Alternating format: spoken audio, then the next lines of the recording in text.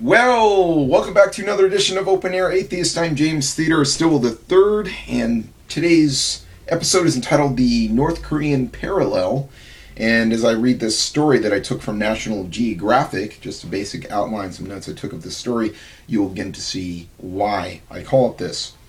North Korea is ruled by the ruthless dictatorship of Kim Jong-il.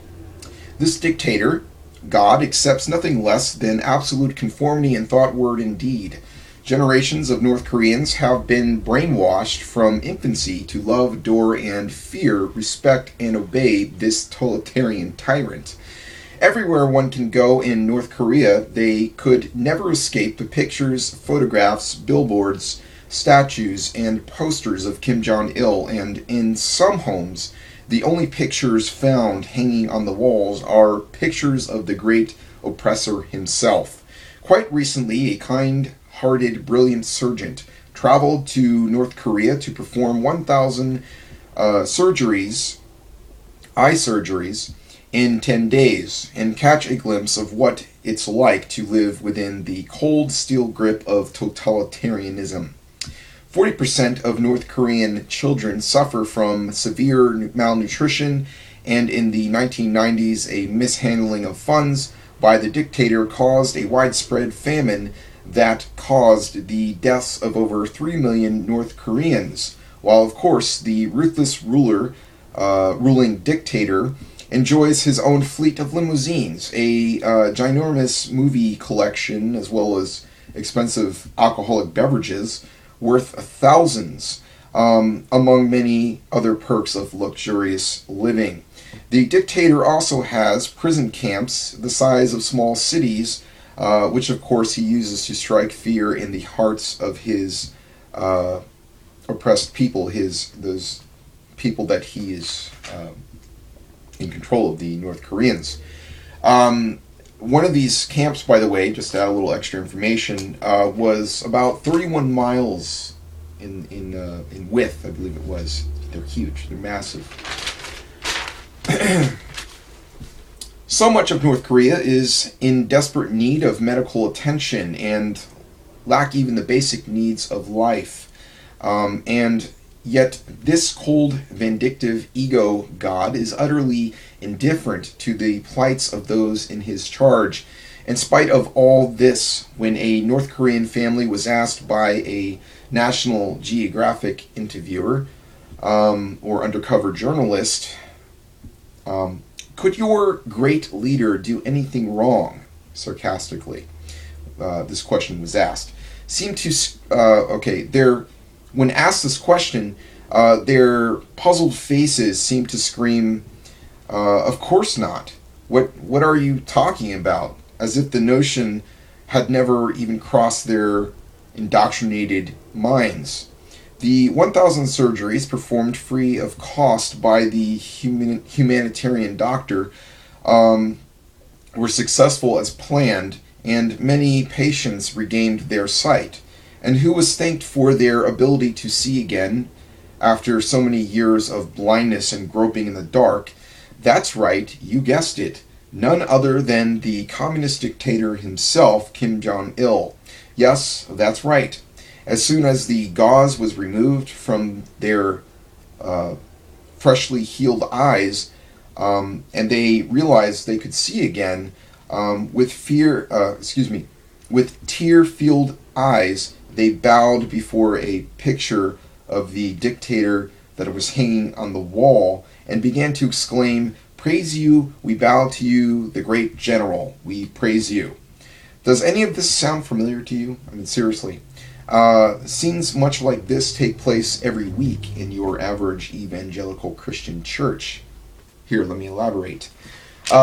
Sister A gets healed of some sort of thing, or not healed, she, comes down with some illness, she goes to the doctor, people are praying for her to get better, she goes through surgery, she feels better, she comes back to church, everybody's like, oh, it's a miracle, God did it, oh, yeah, God did it, God did it, God did it. But what about the people that operated on her, right, that spent 12 years in medical school?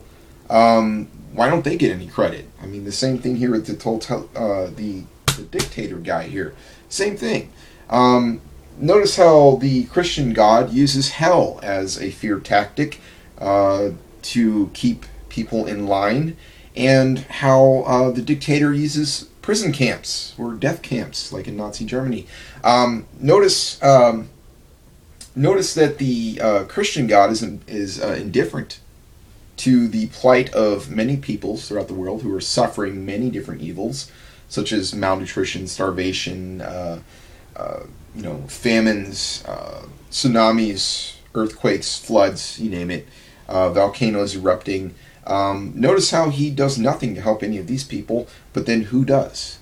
The scientists that come up with cures and vaccines for different outbreaks of diseases and such. No, he doesn't do anything for those people who are diseased. What about amputees? I notice how God never heals amputees. What's up with that? They are Christians. Why does he just totally ignore them? Notice that Christians, most Christian kids are they're kid. No one's born a Christian, but physically or even spiritually, because it doesn't exist. But notice how they're indoctrinated from youth, and they grow up. And even the ones that grow up to indoctrinated, some of them become disillusioned.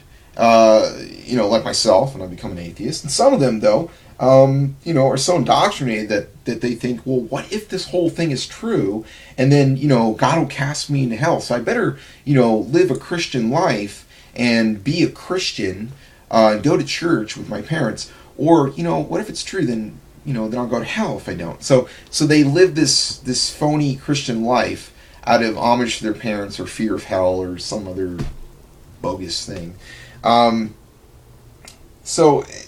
Notice that. It's a system of fear. Both of these systems, the totalitarianism I described here, and theism, Christian theism, is same thing in Islam. They're all afraid of retribution of their God, and we say not so much in Judaism, but they kind of believe all the world's righteous are going to heaven, or depending on the different denominations of Judaism. But I saw these parallels, and I was like, man, I gotta talk about these. Notice how communism watches every move you make. Every move you make, and of its subjects, of its citizens. And notice how the God of the Bible is everywhere, beholding the evil and the good. He knows every thought you're thinking of. He's monitoring every aspect of your life.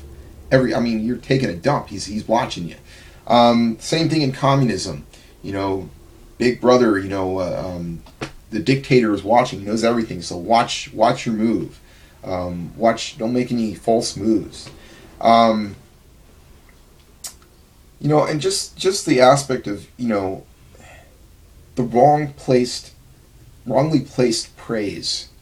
It's just insane to me. I wanted to make some more observations here.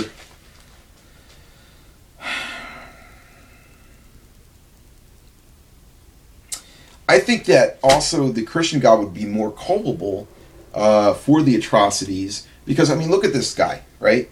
He's one man, and yes, he's got riches and stuff, and he can spread some of those riches around to the people who need it. Instead, he gobbles it all up, and uses it for himself and his expensive limousines and all this other stuff, and lives a life of luxury. So yes, he can do things about the impoverished children and malnutritioned people, but he chooses not to. But how much more culpable is God of the Bible if he actually existed? Because he has infinite more power than this dictator, and yet he still doesn't do anything. And not only that, he casts babies into hell forever, and people into hell forever for just not believing in Jesus, or because they have the sin nature that they were born with, that they can't help being born with. How much more of a dictator is the God of the Bible than Kim Jong-il over here? How much more culpable is he, and how much more of a dictator is the God of the Bible? So with that said, don't die. Stay tuned for further episodes, and